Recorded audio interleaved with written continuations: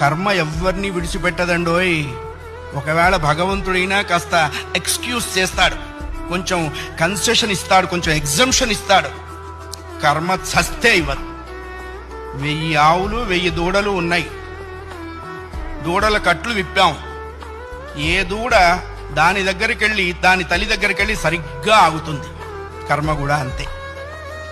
అవశ్యం అనుభోక్తవ్యం కృతం కర్మ శుభాశుభం.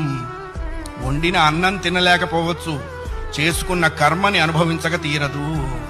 చాలామంది కొన్ని అనవసర మాటలు మాట్లాడుతుంటారు. బ్రతకదలుచుకోలేదు, చచ్చిపోదాం అనుకుంటున్నా. చావునేటువంటిది ఏదో ఏటీఎం కార్డు పెట్టంగానే డబ్బులు వచ్చినంత ఈజీ అనుకుంటాడు. నువ్వు అనుకోంగానే చచ్చిపోతే నువ్వు చేసిన కర్మ అంతా ఎవడు అనుభవిస్తాడు?